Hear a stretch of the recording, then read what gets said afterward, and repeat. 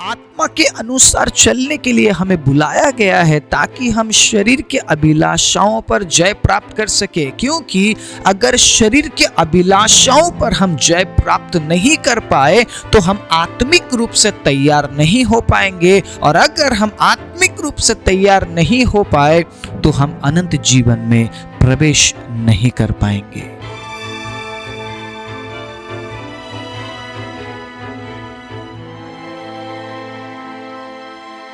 आप सभी को जय मसीह की। प्रभु यीशु मसीह के नाम से मैं आप सभी का स्वागत करता हूं आज के वचन के लिए।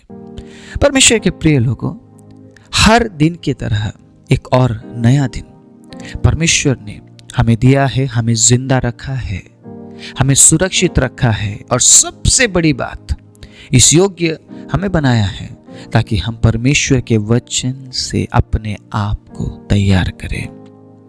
आप बहुत सारे प्रचारों को सुनते होंगे, बहुत सारे प्रचारकों को सुनते होंगे, लेकिन मैं आज आपसे पूछना चाहता हूं, क्या उन तमाम बातों को आप अपने जीवन में इस्तेमाल कर रहे हैं?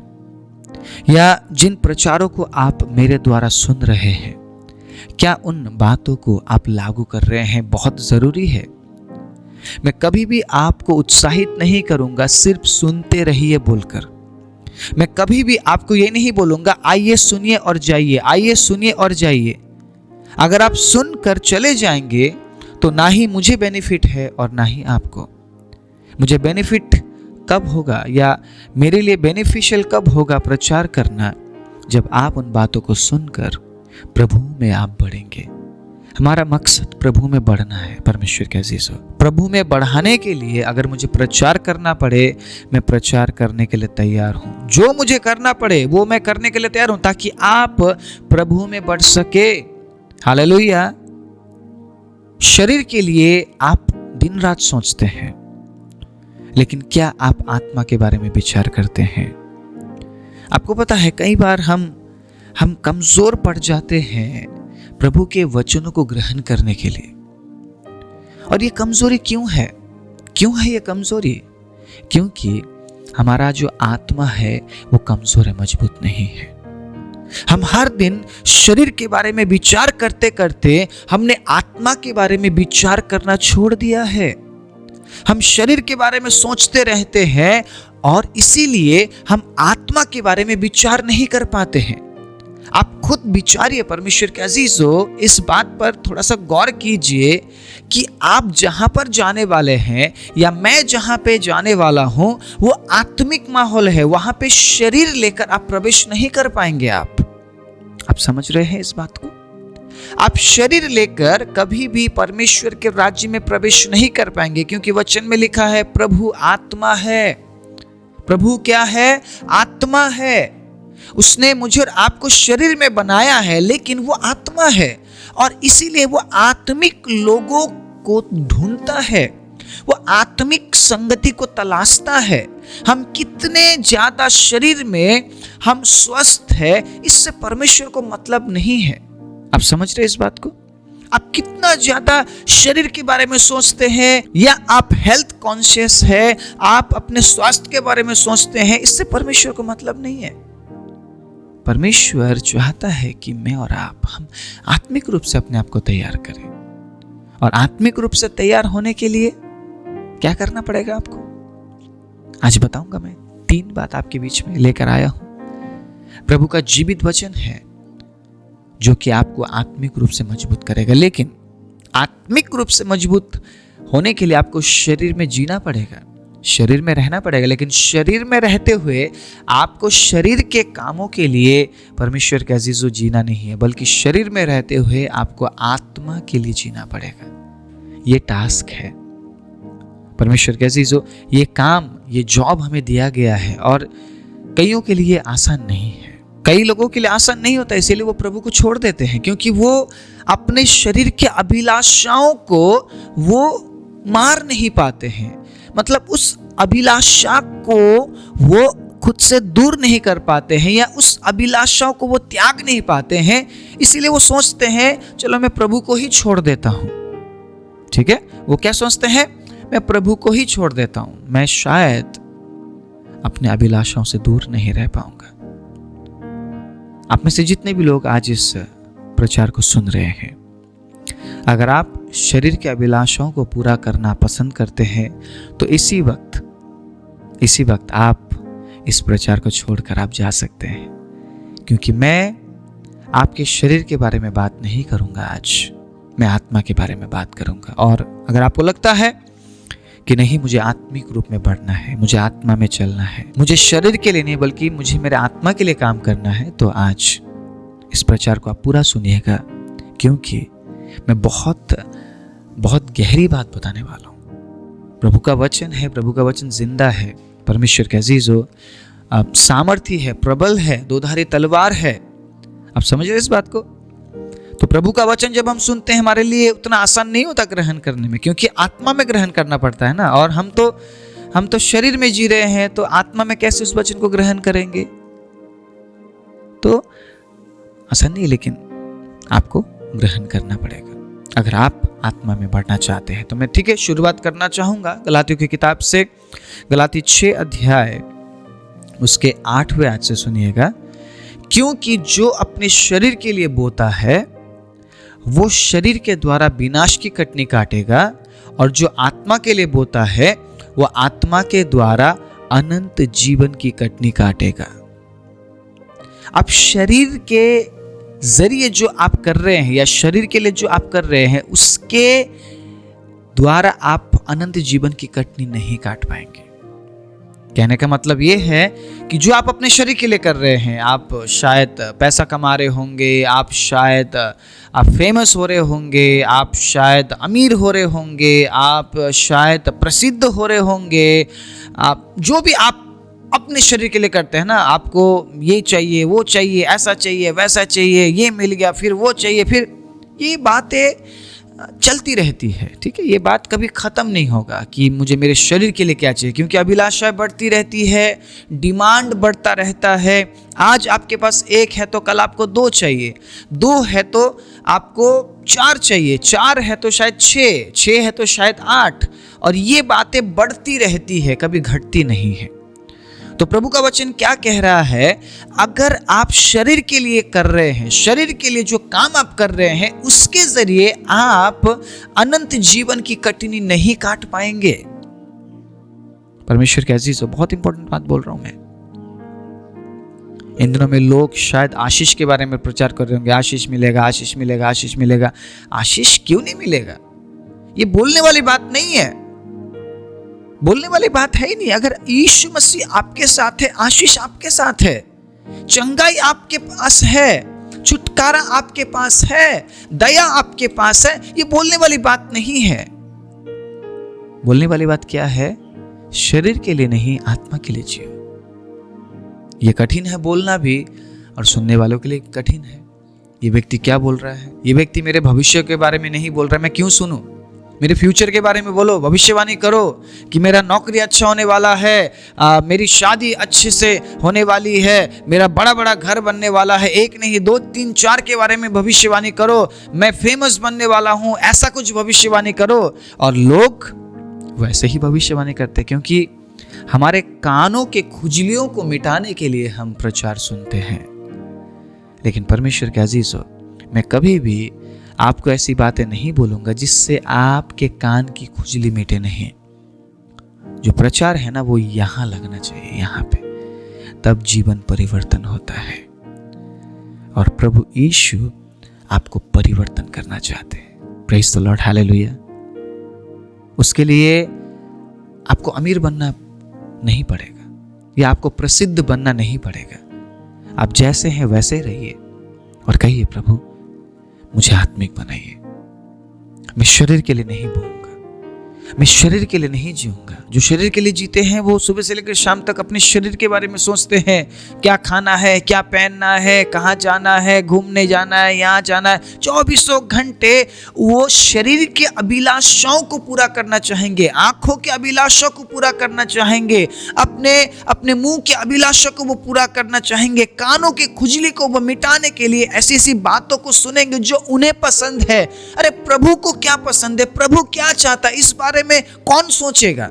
आप नहीं सोचेंगे, मैं नहीं सोचूंगा, तो कौन सोचेगा इस बारे में कि मेरे प्रभु को क्या अच्छा लगता है। हम बड़े आसानी से इस गीत को गा लेते हैं, मैं सब कुछ देता हूं, आई सरेंडर ऑल, है ना। ये बहुत पुराना गीत है, बड़े अच्छे से हम गा लेते हैं कि आई सरेंडर ऑल।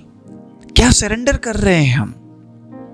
मैं क्या सरेंडर कर रहा हूं, या आप क्या सरेंडर कर रहे हैं? क्या समर्पण कर रहे हैं हम?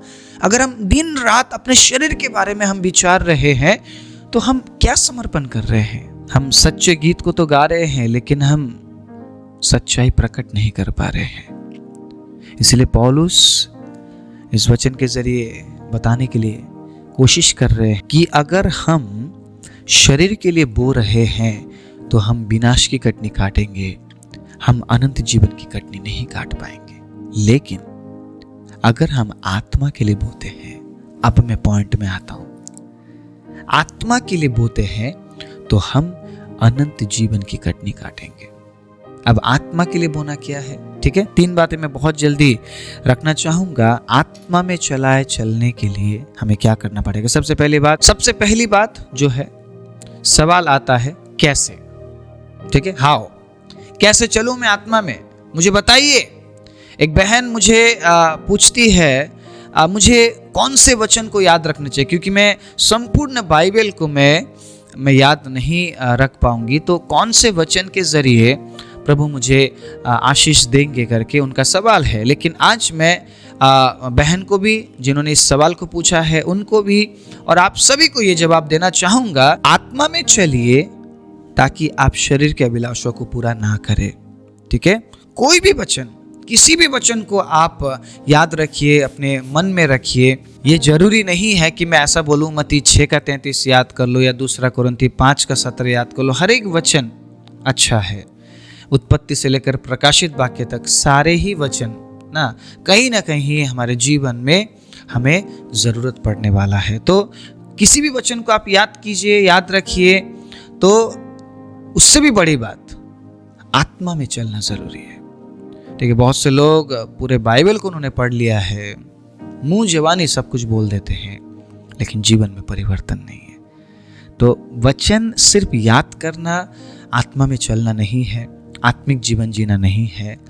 उस वचन को इस्तेमाल करके चलना आत्मा में चलना है। ठीक है, तो वचन याद होना जरूरी है, लेकिन उससे भी बढ़कर आत्मा में चलना बहुत जरूरी है। तो सवाल पैदा होता है मेरे अंदर भी और आपके अंदर भी, हाउ, कैसे। ठीक है, तो मैं पढ़ाना चाहूंगा गलाती 5:1 में, सुनिएगा। मसीह ने स्वतंत्रता के लिए हमें स्वतंत्र किया है, अतः इसी में स्थिर रहो और दासत्व के जुए में फिर से ना जूतो। इस गाने को आपने सुना है, मैं आजाद हूँ, मैं आजाद तेरे लहू से हुआ हूं। इस गाने का मतलब या अर्थ क्या है, या इस वचन का अर्थ क्या है? मसीह ने हमें स्वतंत्र किया है। कैसे? अपना लहू देकर। हालेलुया। तो अगर आप ये बोलते हैं कि कैसे मैं आत्मा में चलूं, तो आपको ये जानने के लिए कि कैसे आत्मा में चलना है, आपको स्वतंत्र होना पड़ेगा। आपको उन तमाम बातों से स्वतंत्र होना पड़ेगा। जिस प्रकार इस साल के लिए परमेश्वर ने वचन दिया है, आपको सेपरेट होना पड़ेगा।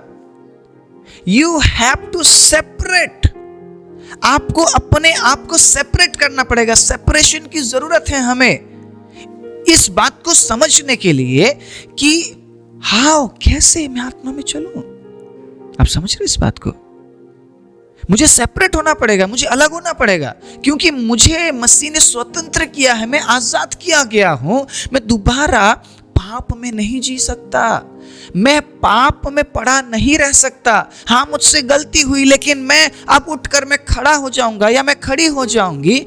मैं पाप में पड़ी नहीं रहूंगी या मैं पाप में पड़ा नहीं रहूंगा। मेरा प्रभु मेरा इंतजार कर रहा है, मुझे जाना पड़ेगा। तो आप इस बात में बने रहेंगे कि मैं स्वतंत्र हूं, क्योंकि जो स्वतंत्र है वो दासत्व के जुए में फिर से नहीं जूते हैं, पाप में दोबारा नहीं जाते हैं। कैसे आत्मा में चला चलना, इस बात को समझने के लिए हमें स्वतंत्र जीवन जीना पड़ेगा। जो स्वतंत्र है वो ही आत्मा में चला चल पाएंगे। आप समझ रहे हैं इस बात को? परमेश्वर के अजीज हो, मैं आज आपको उत्साहित करना चाहता हूं, इस बात में आ जाइए, आत्मा में आ जाइए, आत्मा में चला चलिए, आत्मा के लिए बो लीजिए, क्योंकि आप आत्मा के लिए बोएंगे तो ही आप अनंत जीवन की कट्टी को काट पाएंगे। हम चाहे कितना ही वचन को याद करें, अगर वचन को इस्तेमाल ना करें, आत्मिक जीवन ना जिए, सिर्फ शरीर के लिए अगर हम विचारेंगे कि मेरे शरीर को क्या चाहिए, मुझे क्या पसंद है, मेरे शरीर को क्या अच्छा लगता है, मेरे जुबान को क्या अच्छा लगता है, मेरे कान को क्या अच्छा लगता है, मेरे आंखों को क्या अच्छा लगता है, परमेश्वर का अजीज हो, हम अनंत जीवन की कटनी नहीं काट पाएंगे। आसान नहीं है। जिस जगह के लिए हम अपने आप को तैयार कर रहे हैं, मुझे ऐसा लगता है आसान नहीं है, लेकिन प्रभु यीशु मसीह ने कहा है, मैं जगत के अंत तक तुम्हारे साथ हूं। कैसे आत्मा में चलूं, मैं कैसे आत्मिक जीवन जीऊं, इस बात को समझने के लिए आपको स्वतंत्र होना पड़ेगा, पाप से अलग होना पड़ेगा, सेपरेट करना पड़ेगा अपने आप को, ताकि आप आत्मा में चल सके। ठीक है। दूसरी बात, क्यों आत्मा में चलना चाहिए? वचन निकालिए मेरे साथ, यूहन्ना 4:24। यूहन्ना 4:24 में क्या लिखा है हम पढ़ते हैं। बहुत ही सुंदर वचन है परमेश्वर के अजीजों। मैं पढ़ाना चाहता हूँ। इस वचन को आपने कई बार पढ़ा होगा, इस वचन को आपने कई बार मनन किया होगा, लेकिन फिर भी एक बार मैं यूहन्ना 4:24 में याद दिलाना चाहता हूँ क्या लिखा हुआ है। सुनिएगा, परमेश्वर आत्मा है।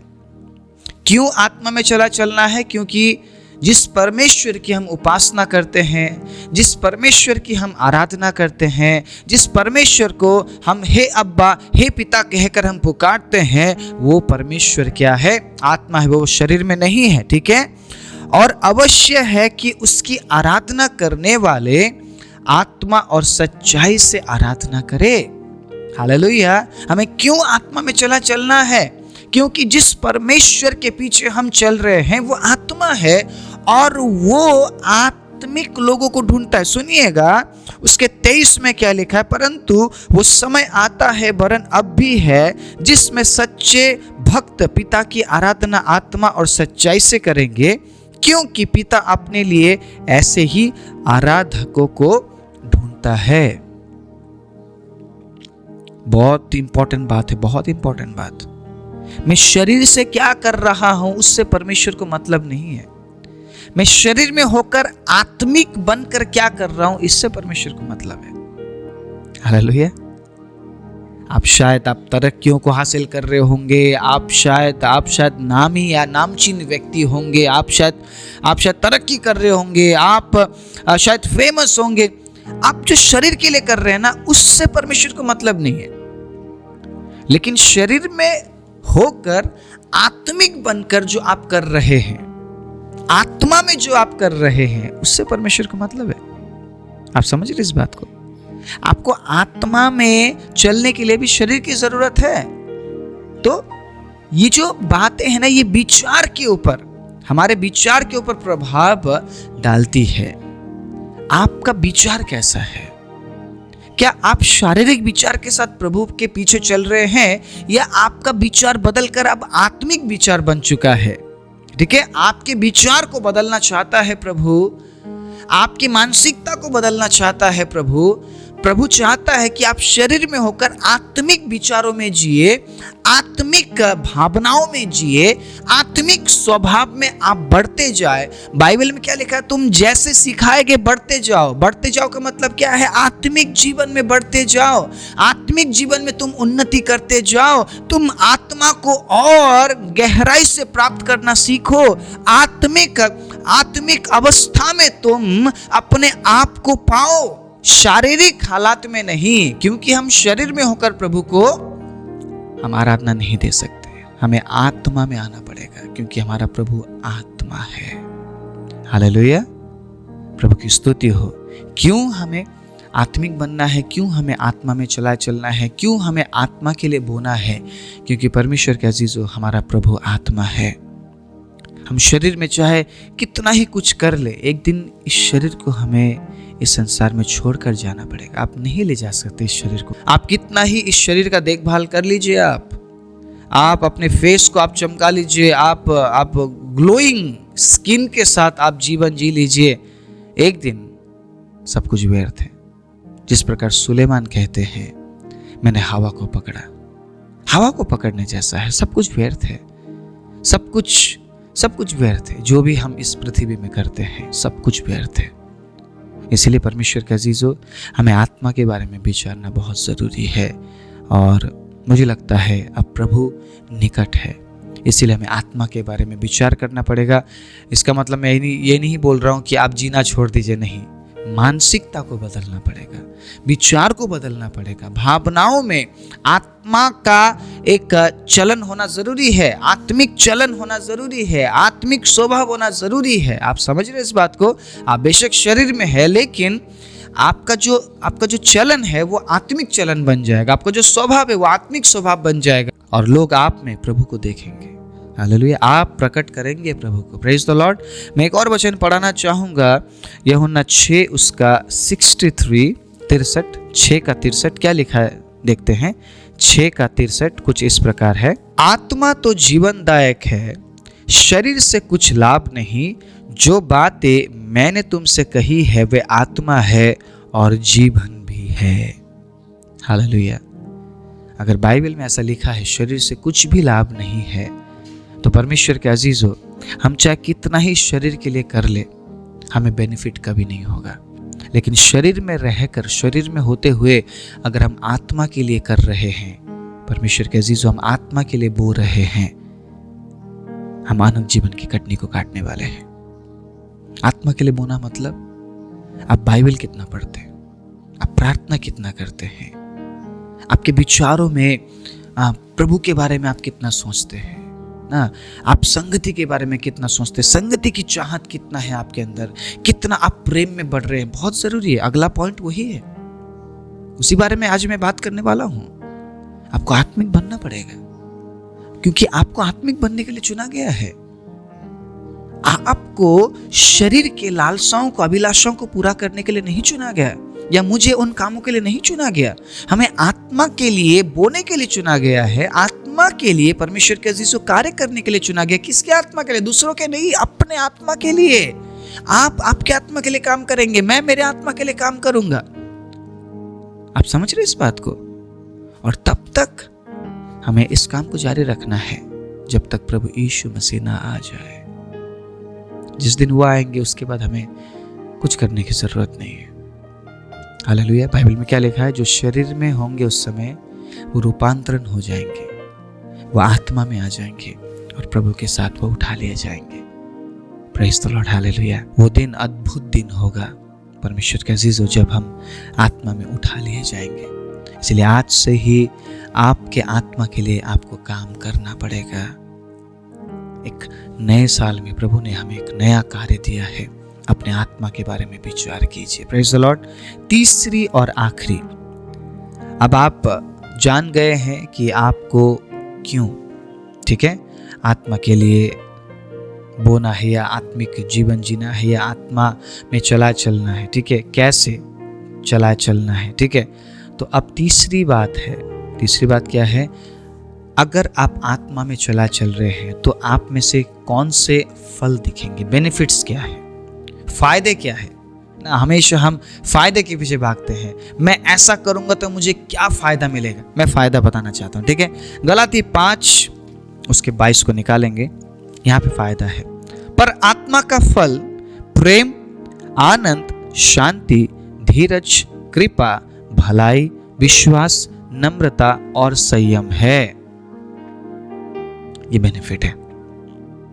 आत्मा के लिए बोने का मतलब ये है। आप प्रेम करने वाले बनेंगे, ठीक है, आपके अंदर आनंद होगा, आपके अंदर शांति होगा। यहाँ पे कहीं पे भी लिखा है आपके पास बहुत पैसा होगा, आप नामचीन इंसान होंगे, आप प्रसिद्ध हो जाएंगे, लिखा है कहीं पे। तो हम सांसारिक चीजों के पीछे क्यों भागते हैं? क्यों हमें प्रसिद्ध बनना है? क्यों हमें नामचीन बनना है? क्यों हम चाहे कि लोग हमारे सामने झुके? क्यों? क्योंकि प्रभु के वचन में तो ऐसा कुछ भी नहीं लिखा है। ये फल है। फल का मतलब आप समझ रहे हैं? जैसा पेड़ वैसा फल। आम के पेड़ से आप लीची नहीं तोड़ेंगे, आप सेब नहीं तोड़ेंगे आम के पेड़ से, सेब के पेड़ से आप आम नहीं तोड़ेंगे। जैसा पेड़ वैसा फल। अगर आपके अंदर पवित्र आत्मा है, अगर आप आत्मा में चल रहे हैं, अगर आप आत्मा के लिए बो रहे हैं, तो ये बातें आप में दिखेंगी। कहां लिखा है आत्मा में चलने वाला व्यक्ति अमीर होता है? कहां लिखा है? प्रभु आशीष देते हैं, ये डिफरेंट बात है। प्रभु आपको आशीष दे रहे हैं, ये खुशी की बात है। लेकिन परमेश्वर का वचन कभी किसी को भरमाता नहीं है। यहाँ पे कहीं पे भी नहीं लिखा है, कोई डिवीजन नहीं है यहाँ पे। ना ही ये वचन गरीब के लिए है और ना ही ये वचन अमीर के लिए, ये वचन सबके लिए है। अगर प्रभु ने आपको आशीष दिया है, मैं प्रभु का धन्यवाद देता हूं। अगर आप कहते हैं नहीं पास्टर जी, मेरा हालत अभी थोड़ा ठीक नहीं है, तंगी में चल रहा हूं, मैं कहना चाहता हूं परमेश्वर के अजीजों, प्रभु आपको सिखा रहे हैं, प्रभु आपको आशीष देंगे। लेकिन मैं ये कभी भी नहीं कहूंगा आप अमीर बन जाओ, उसके बाद ये फल आपसे दिखेगा। नहीं, जरूरी नहीं है। हर एक व्यक्ति प्रभु में अमीर बनने के लिए विश्वास नहीं करता। हर एक व्यक्ति चंगाई पाने के लिए विश्वास नहीं करता। प्रभु अगर किसी को चंगाई दे रहा है, प्रभु अगर किसी को आशीष दे रहा है, तो ये खुशी की बात है, हम उनके लिए आनंद मनाते हैं। ये बात मैं आपको बता दूं, परमेश्वर हमें क्यों चुनता है? ताकि हम आत्मा के लिए बोए। Praise the Lord. हम आत्मा के लिए काम करें और ये फल वो हमें देखना चाहता है, आप में देखना चाहता है, मुझ में देखना चाहता है। सबसे पहला फल क्या है? प्रेम। पौलुस कहते हैं तुम अच्छे से अच्छे आत्मिक वरदानों की धुन में लगे रहो, लेकिन याद रखो प्रेम सबसे बढ़कर है। मैं तुम्हें उत्तम मार्ग बताता हूं। अगर तुम प्रेम नहीं करते हो तो जो तुम वरदाने तुम दिखा रहे हो कि मुझे ये वरदान है, मेरे पास वो है, ये है, तुम ठनठनाती हुई पीतल और झंझनाती हुई झांझ हो। पौलुस ने साफ बोलते ये बात। आप समझ रहे इस बात को? आप कह रहे जी नहीं, मैं तो अन्य भाषा बोलता हूं, मैं तो अन्य भाषा बोलती हूं, मेरे अंदर आत्मा आता है, मैं ये करता हूं, वो करती हूं। मैं पूछना चाहता हूं, क्या आप प्रेम करते हैं? क्या आपके अंदर आनंद है? क्या आपके अंदर शांति है? क्या आपके अंदर धीरज है? सुनिएगा, क्या आपके अंदर कृपा है? क्या आपके अंदर भलाई है? क्या आपके अंदर विश्वास है? क्या आपके अंदर नम्रता है? क्या आपके अंदर संयम है? क्योंकि जो आत्मा के लिए बो रहे हैं, जो आत्मा में चल रहे हैं, उनके जीवन में ये बातें दिखेगी। परमेश्वर के अजीजों, ये जरूरी है।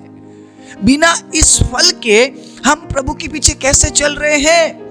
इन दिनों में लोग भरमाए जा रहे हैं। मैं आपको आगाह करना चाहता हूं, इस वचन को अनुसरण कीजिए। लोगों को अनुसरण करने से आप भरमाए जाएंगे। आप मुझे अनुसरण मत कीजिए, मत कीजिए मुझे अनुसरण। मैं कभी भी नहीं बोलूंगा कि आप मुझे अनुसरण कीजिए, मुझे फॉलो कीजिए। आप, मैं बोलूंगा आप प्रभु यीशु मसीह का अनुसरण कीजिए और प्रभु के वचन का अनुसरण कीजिए। मैं उद्धारकर्ता नहीं हूं, मैं किसी को कुछ भी नहीं दे सकता, कोई भी किसी को कुछ नहीं दे सकता है।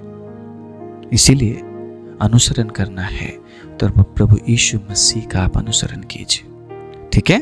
और इस वचन को अपने जीवन में लागू होने दीजिए। आप इस वचन को लागू होने दीजिए। परमेश्वर के अजीजों, ठीक है? मैं कुछ और भी पढ़ाना चाहता हूँ।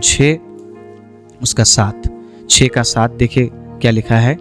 गलाती 6:7, धोखा ना खाओ, परमेश्वर ठट्ठों में नहीं उड़ाया जाता, क्योंकि मनुष्य जो कुछ बोता है वही काटेगा। आप क्या बो रहे हैं, बहुत इंपॉर्टेंट है। अगर आप शरीर के लिए बो रहे हैं, आप शरीर के लिए ही बोते रह जाएंगे और उसके द्वारा आप विनाश की कटनी को काटेंगे। इस बात को बोलने के लिए मुझे उतना अच्छा नहीं लग रहा है, लेकिन हमें सुनना पड़ेगा।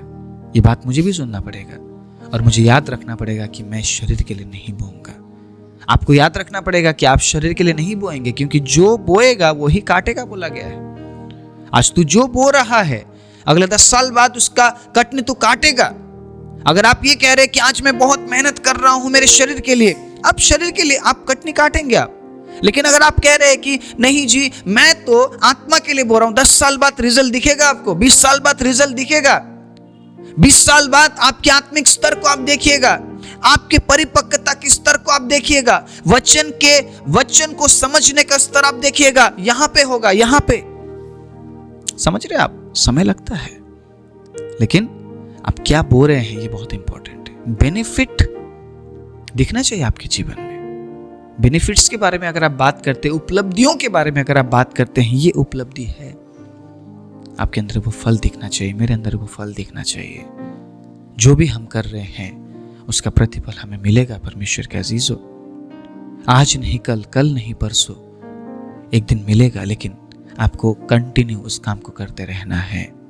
आपको आत्मा के लिए बोना है, आपको आत्मा में चलना है, आपको आत्मिक जीवन में बढ़ना है। ये आपका मकसद होना चाहिए, तो आप अनंत जीवन की कटनी को जरूर काटेंगे।